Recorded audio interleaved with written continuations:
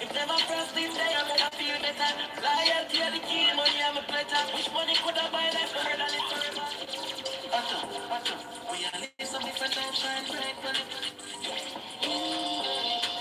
Remember the good and all the things that we do for them. All that strength that me give you, and I'm still want me for them. Yeah, me do this by myself, I'm in the need nobody else. Feel me life now, move on. Josh. Alright, let's plug this out and get started here. Get started. Oh.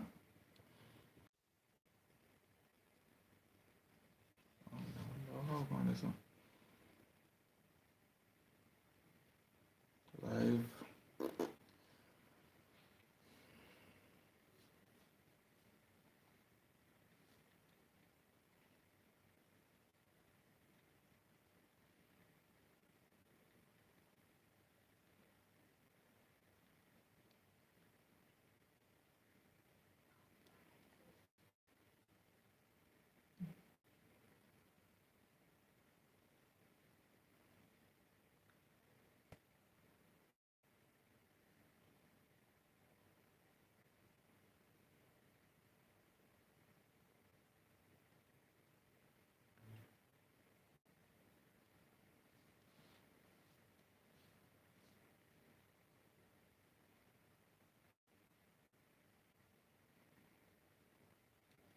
Oh, that's good.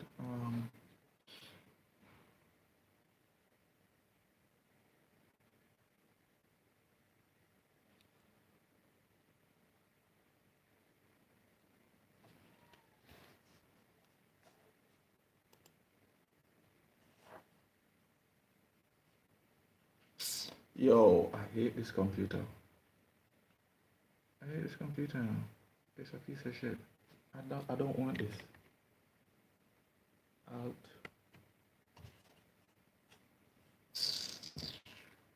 No, I don't want to do none of this garbage.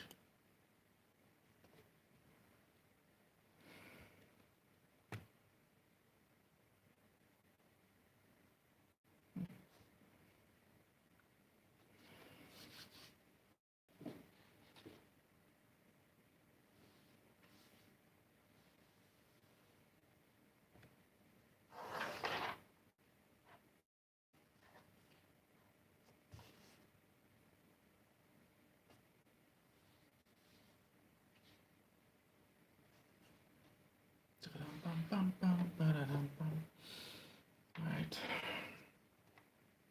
We are live on Instagram, YouTube, live on Instagram, live on YouTube, live on TikTok. Thank you guys for joining. I am Coach Campbell, and today we're going to be talking about recovery modalities. Recovery modalities are basically all the fancy stuff that you hear about being marketed to you to tell you, oh, buy this if you want to be able to be a super athlete.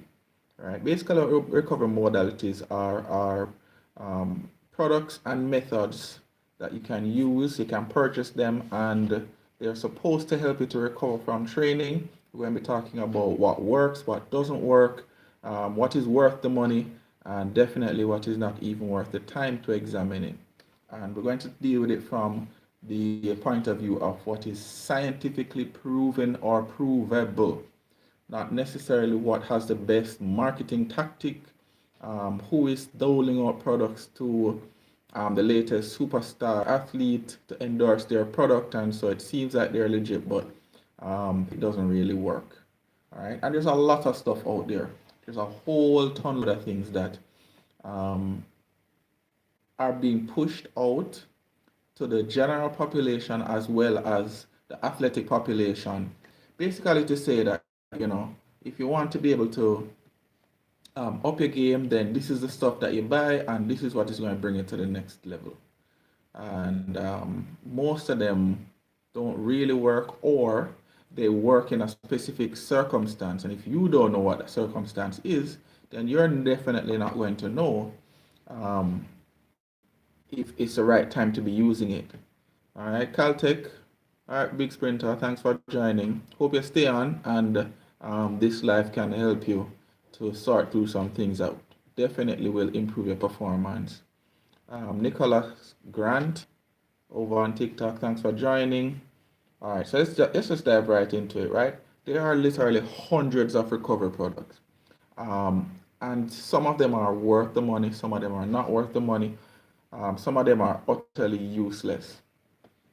And by that I mean, they don't do anything for recovery whatsoever. All right, they're based on pseudoscience that definitely don't really have any backing.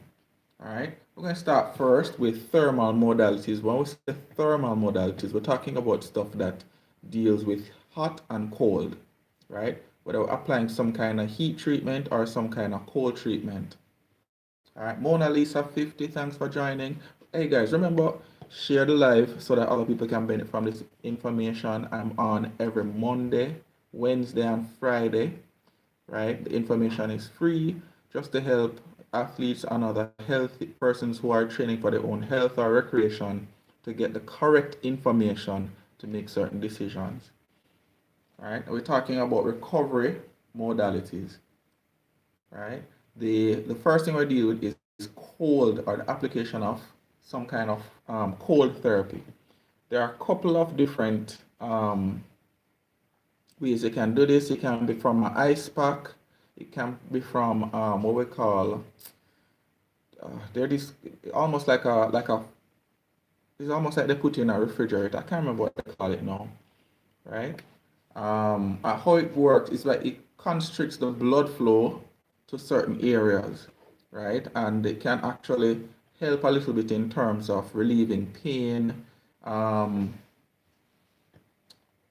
it's not necessarily the best way to go about pain relief, right? With cold application, you can expect that there's going to be a reduction in pain. You're not going to feel as fatigued because it's like it tricks your brain into thinking that you're more excited exercise wise. So your nervous system is kind of a little bit ramped up. Just imagine somebody dunking in a big vat of cold water. You're going to feel like you want to jump out, right? And it can also help to increase or improve your recovery from exercise and performance. All right, you typically want to, in terms of cold therapy, we're talking about reducing, well, you talk about reducing your body temperature by about 10 to 15 degrees for 20 to 15 to 20 minutes. Right? Also, it can be repeated every 5 to 20 minutes. So you're talking about, let's say you're going to do an ice bath, you want to be in there for about 15 minutes. And if necessary, you can repeat it in another 5 to 20 minutes. If you're talking cold showers can work as well as ice baths.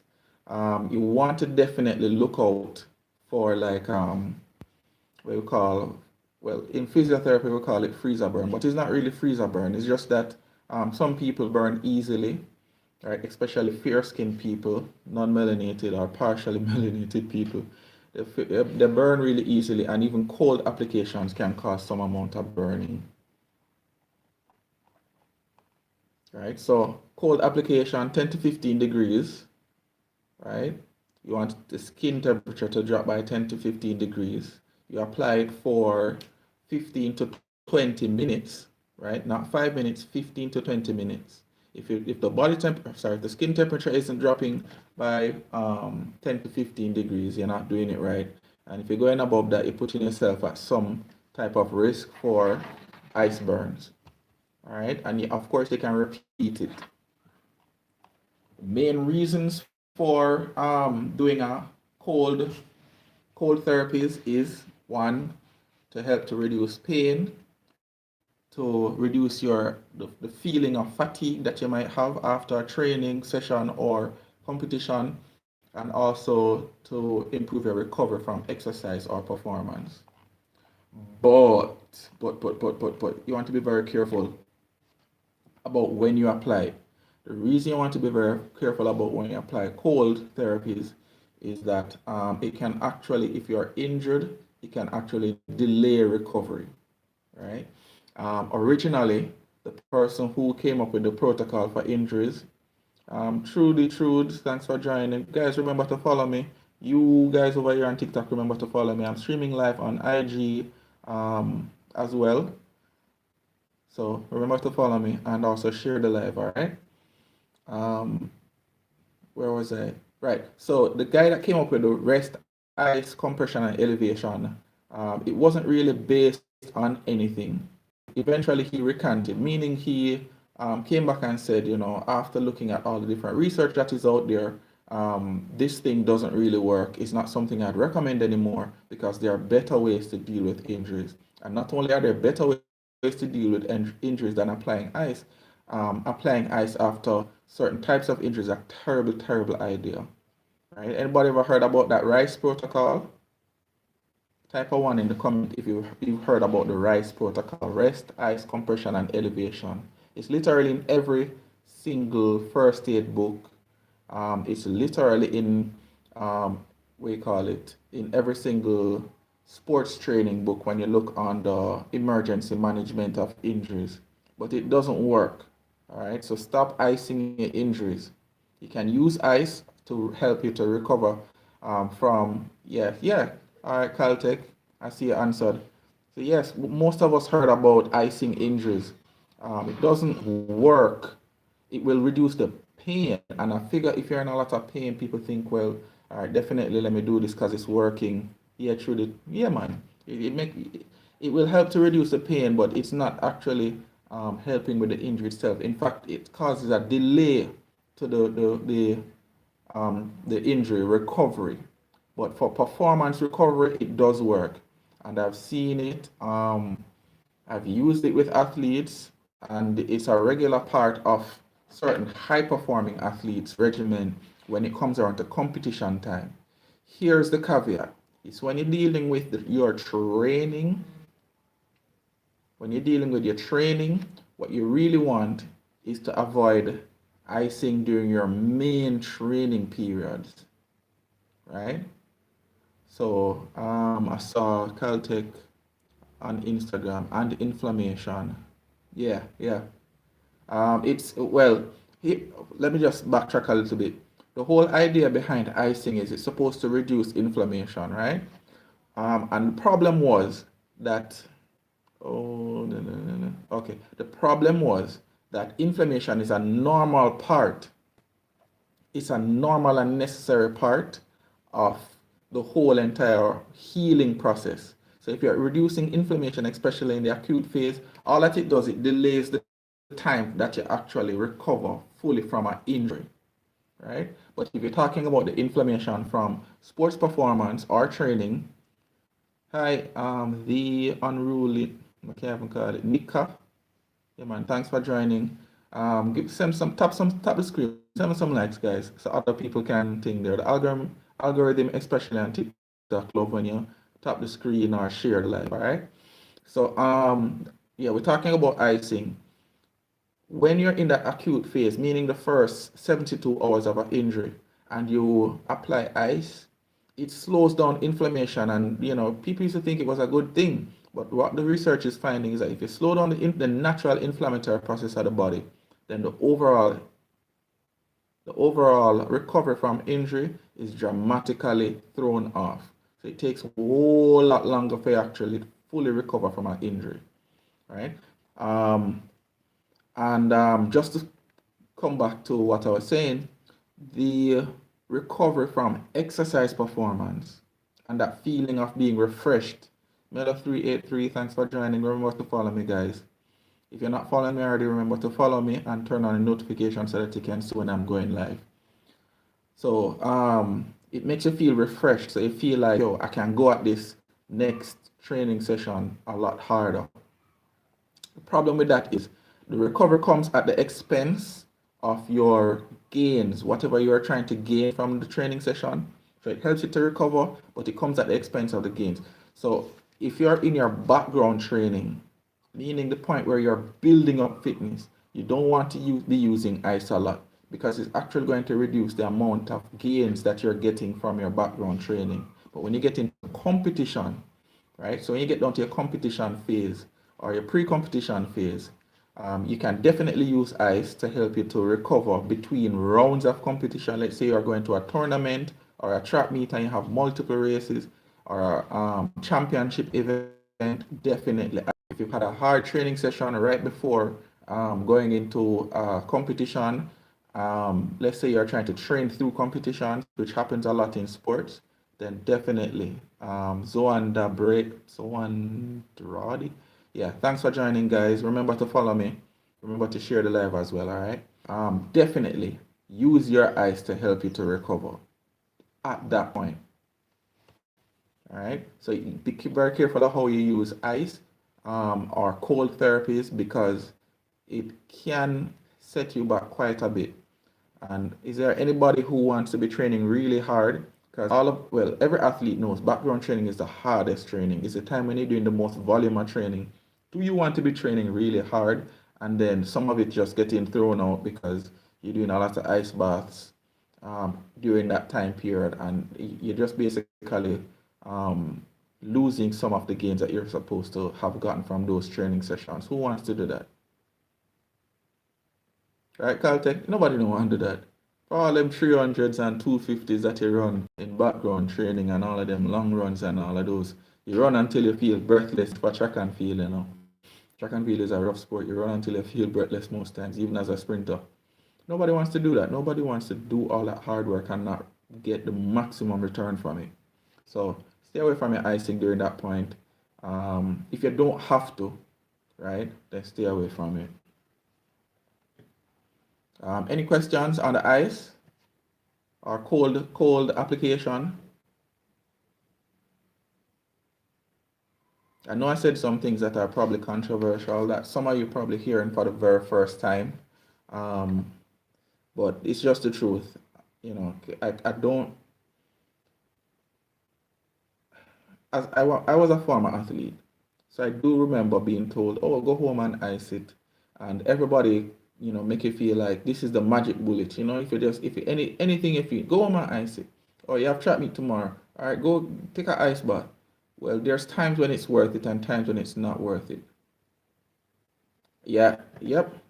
All right, Caltech on IG just said, well, basically that injuries and setbacks that leads to mental depression, and that's true. That's absolutely true because athletes are very we call it motivated, highly motivated people, and you put in all this work and you want to see exactly the best that you can get out of all that work that you put in. So I totally understand. I got injured quite a lot during high school. That's most likely the reason why I ended up becoming a physical therapist. All right. So yeah, let's move forward and talk about heat application. Right?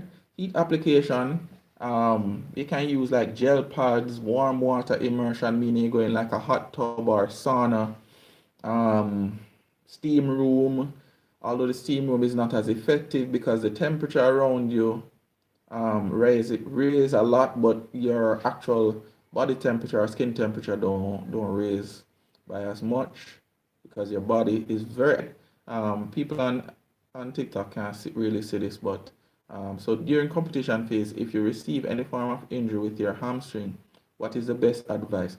Ooh, all right. So I got a question.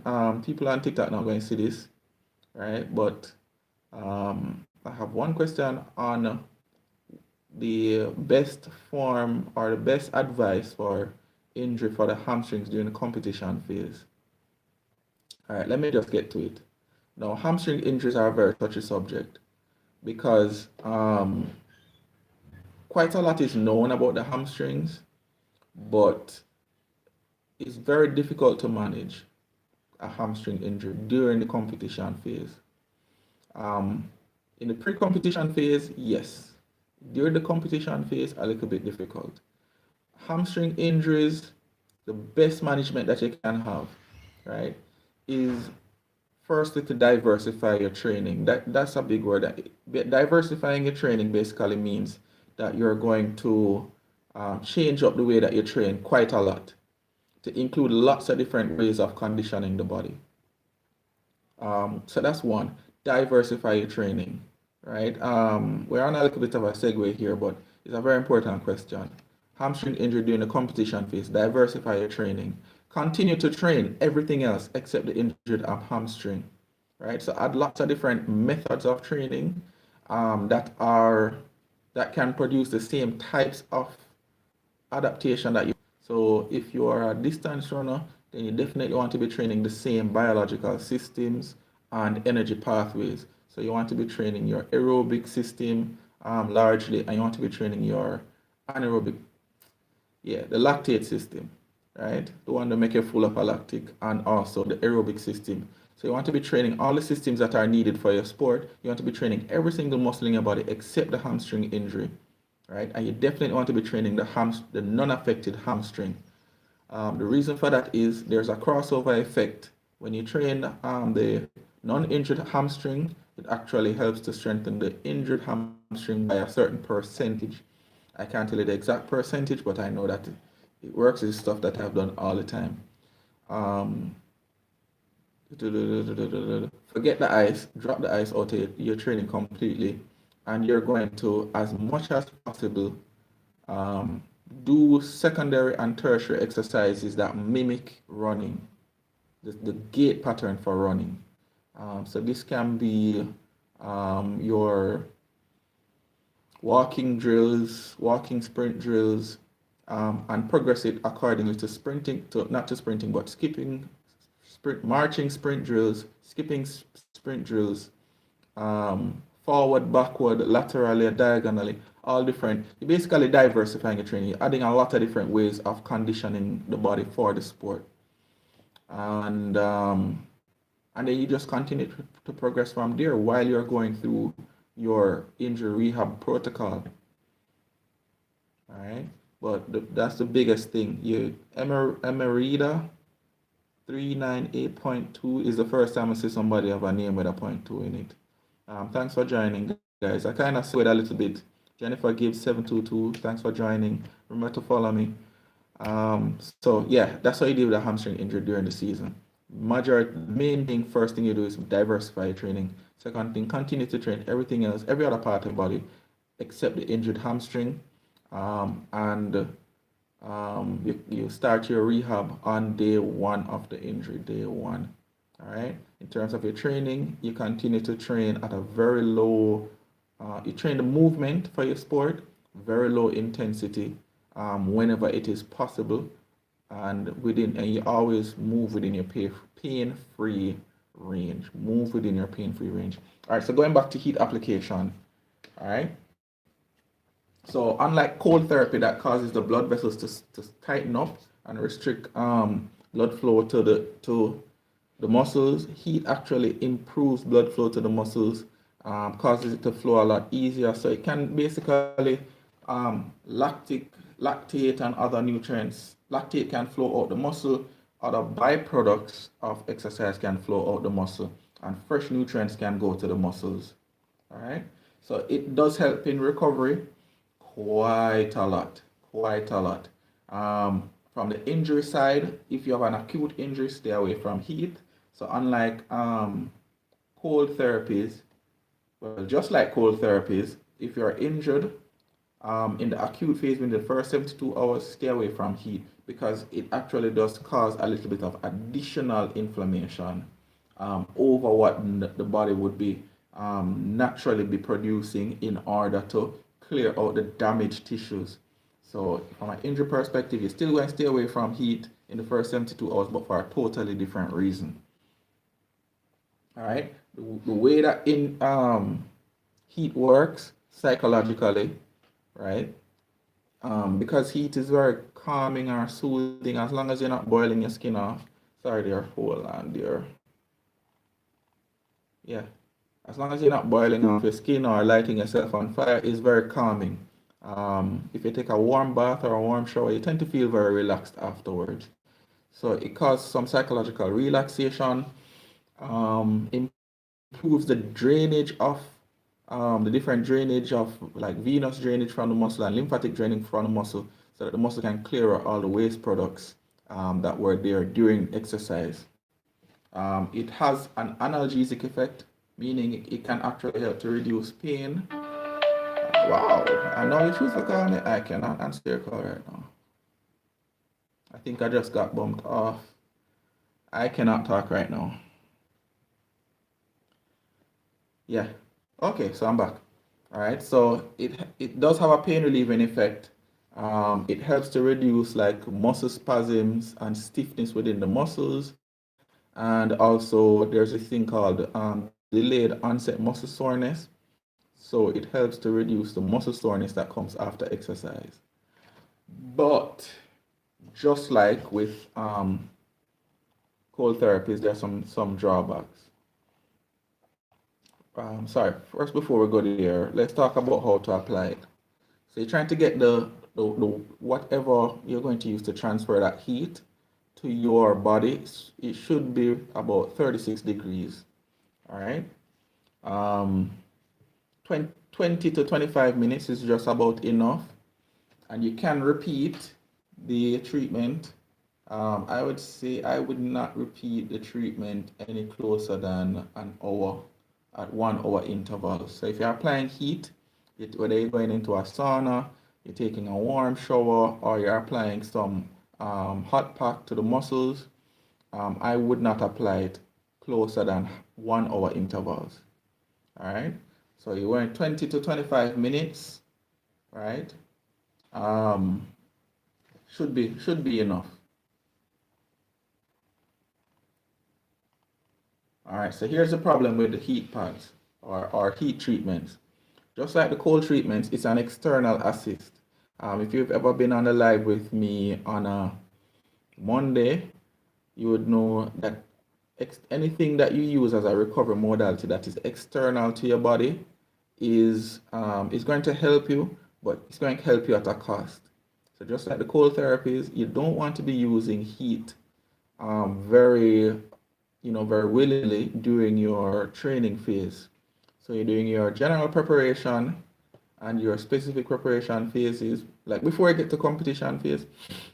Definitely not. Definitely not. Right? And not unless it's absolutely needed. So you're going to trade something off for your recovery if you're using heat. All right, Rashawn 120th. Thanks for joining on TikTok. We're talking about recovery modalities. We covered ice or cold therapies already, and we're now on to heat therapies. All right. So those of you over here that don't know me, I'm Coach Campbell, strength and conditioning coach and a track and field coach, and I have a background in physical therapy. Right. So we're talking about all the different modalities that you can use to help you to recover after you finish training or after you are finish competition. Yeah, man. Thanks for joining. Share the live and tap the screen so that more people can get in, right? When you tap the screen, a little heart pops up, and then more people get sent into the room, so more people can benefit. I'm on every Monday, Wednesday, and Friday, 8 o'clock to 8:30. I go on the latest up to about 8:45. Free information, factual information, because one of the things I want to combat out there is the misinformation that is being pushed out to the population about training and recovery, right? People will sell you whatever they can sell you, uh, and quite a lot of it is unnecessary, right? So, right. So in terms of the heat, 20 to 25 minutes, right? You can reapply every hour or reapply in about another hour. And I would not, can you loan me the gym? What, hold on there. I'm not quite sure, music, what you mean by that. Can you loan me the gym?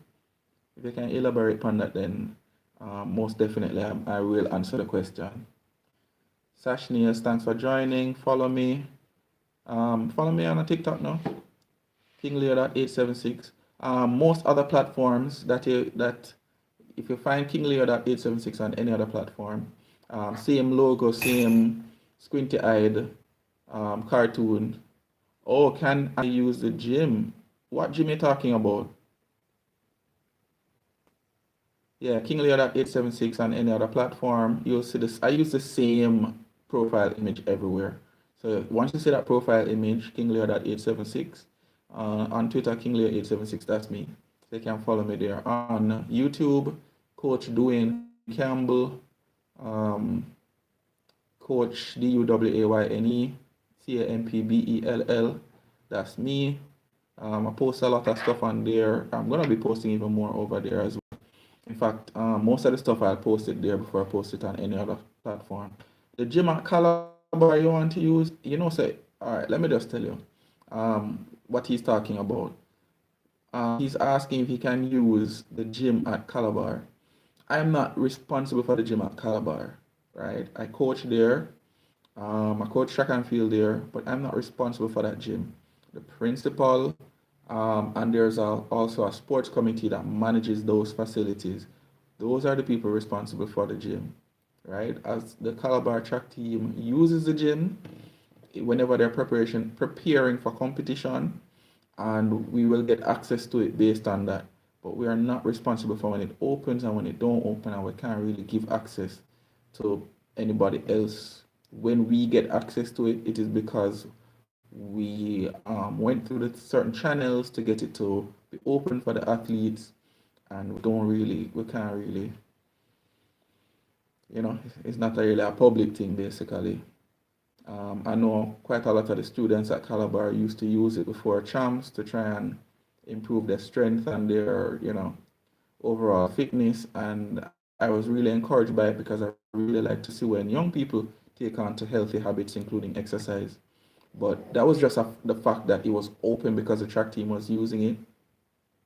And I think people felt encouraged that instead of people just, kids just running off to go home and play video games, you guys were using the gym to try and help yourself gain some fitness and adapt a more healthy lifestyle. But it's not me. I don't have anything to do with the gym being open other than to request for the gym to be open for the athletes whenever they're preparing for competition. I hope that helps. Your name is very difficult to pronounce, but um, yeah, I hope that helps. Denise Williams, 47. Yeah, man, you're welcome. All right. I hope that certain issues can be fixed and you guys can have access all the time, but I can't. I don't have that influence at Calabar. I just work there. At least for now. All right. TikTok Leo, thanks for joining. Guys, remember to follow me. All right. We're on heat heat therapies. Right. There's an important caveat. Yeah, there's an important caveat when it comes to heat therapies and applying heat for recovery, and that is if you have an acute injury, stay away from it. All right. Or um, you can apply the heat above and sometimes, not all the time, below the injury. So if you have, let's say, a knee injury, you can apply the heat above to the hip, or you can apply heat to the non-injured leg, right? So you can apply above, sometimes below the injured side. You can apply to the non-injured side, right? So Caltech asked about hamstring injuries in the acute phase. I would say if you're going to use heat, use it on the non-injured hamstring. And the reason is for the same thing what so Caltech asked a question on IG, right? Because I'm streaming in about 3 different places. He asked me the question, what do you do when you have an acute hamstring injury? And I said, you exercise everything except the injured hamstring. You're going to use heat therapy, use it on the non-injured hamstring.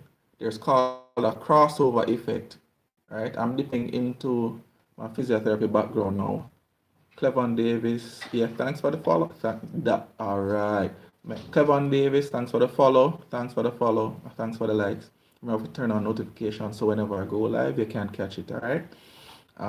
So the hamstring, if you hurt your hamstring, you train everything else, you diversify your training, meaning you're going to have to train in a way that continues to improve your conditioning for the sport, but use more diverse exercises. Dennis. Angela 21, thanks for joining. We're talking about heat therapies, all right? And you can apply heat to the non-injured arm because it has, or leg, or well, limb, because it has a crossover effect. I think, don't quote me on it, but I think it's about 25 to 30% crossover in terms of when you apply any kind of exercise or modality to the non-injured side. All right, we just don't apply it over an acute injury because because of the heat, you're raising the temperature around the area that's injured. If you have an injury, it can actually do some real damage there. All right, but if you apply it to the uninjured side, what you'll get is an increase in blood flow on the injured side without the increase in temperature. That's a pro tip. All right. If you go to physio, you can use that. You can tell a physio that, and you'll get some bonus points and say, "Yo, you're bright, youth, man. You know stuff." All right. So that's heat. So we covered two things today: the thermal modalities. We talked about cold therapies. Just to recap, those of you that are joining the live late, thermal modalities, heat and cold. Right. So cold therapies, we're talking about it was 10 to 15 minutes, and you can repeat every 20 minutes. Right. You want the temperature drop. I don't want to tell you guys wrong information. I think is 10 to 15 degrees. Sorry. So it's 10 to 15 degrees, right? That you want the skin temperature to drop, and you apply it for 15 to 20 minutes, right? And you can repeat every 5 to 20 minutes as desired, right? And you have to be very careful because you can get burned from cold therapies as well. You want to use your cold therapies whenever you are in your competition phase or pre-competition phase, not when you're in your training phases, when you're trying to improve in fitness. And similarly with heat, you want to use it when you're in your competition or pre-competition phases, not when you're trying to improve in fitness. You basically want the skin temperature to increase by 36 degrees. You apply your heat therapies for 20 to 25 minutes, and if you need to repeat, don't repeat it at intervals closer than 1 hour. All right, Brandon Graham 88, thanks for joining, guys. Remember to follow me if you're not already following me, and also follow each other. Right. Heat therapies. Let me bunch both of them together. One, the ice therapy can help to reduce your feeling of fatigue, like you're feeling tired. If you ever tried it, try and take a cold shower and you just feel like revived. It's because it basically excites your nervous system. Two, it can help you with reducing inflammation and also to recover from strenuous exercise. All right. Whereas with the ice, it also has an analgesic or pain relieving effect. For the heat therapy, meaning when you apply heat to the body, whether it's a hot bath, hot shower, sauna, jacuzzi, whatever, it helps you psychologically to feel more relaxed, so blood flow increases. The application of heat also causes localized increase in blood flow. So wherever the heat is applied to the skin, increasing the skin temperature by 36 degrees. Trishana Sampson, thanks for joining. It causes an increase in circulation that causes the buildup of byproducts within that area to flush out, and then fresh nutrients and fresh blood flow to the area so you can recover faster. It can reduce your muscle soreness or the feeling of muscle soreness after intense exercise, and it also reduces your muscle spasms. All right. But both of them are external assists, and all external assists come with a price, meaning they actually help to reduce your adaptation to training. So your recovery from training is improved, but your adaptation to training is affected. So you can expect that let's say that if you are able to train and not have to use any of these thermal modalities, heat or cold therapy, the amount of gains that you would get from that training session would be more than if you actually needed one of them to help you to recover. That being said, just use it very sparingly whenever you're in your what we call accumulation phase or training phases. Competition phase, fair game, especially if you have training and competition within 24-hour spans that you have to be able to train at a high level or compete at a high level. Any questions regarding thermal modalities? Nenibu003, thanks for joining. Any questions at all regarding the applying heat or applying cold to help you with recovery? All right. No question. All right. Got a couple of interesting questions earlier. Thanks for joining. And remember, if you're not following me already, follow me here on this platform and also on YouTube. On YouTube, I'm Coach DuWayne Campbell, CoachDuWayne Campbell, Campbell. All right, that's my channel on YouTube. Gonna be posting a whole lot more there because I'm gonna try and grow that channel. All right, thanks for joining, guys. It's almost 9 o'clock, and I'm gonna sign off. Now, you guys, you'll see me again about training volumes and how to track your training volumes. Ricardo Kelly 105, thanks for joining. So follow me on Wednesday at 8 o'clock. I'll be back on to talk about Clay Evans 45. Thanks for the follow. Remember to turn on notification so that when I go live, you can get the notification. All right. Strawberry Cupcake 033. Thanks for joining. You're a little bit late, but don't miss the Wednesday live. Wednesday live, we're going to talk about training volumes. I'll probably be on a little bit later today, or closer to midday. But then I'll be talking about the warm-up, how to warm up for sports and exercise so that you get the best result from your training session or your competition sessions. All right, so follow me so that you get the notifications when I'm going live again. All right, Strawberry Cupcake and Karen Davis 9588. Yeah, man. Nachilus 55. Wow, that's a lot of numbers. Yeah, so follow me, turn on notifications when I'm going live a little bit later today around midday to talk about your warm-ups, right? Yeah, Strawberry Cupcake. Right, so around closer to midday today, maybe between 11 and 12 o'clock, I'll go live again when I get some more time to talk about the warm-up. I'm also going to be giving away, when I give away the actual warm-up that I use with my athletes for this competition period, right?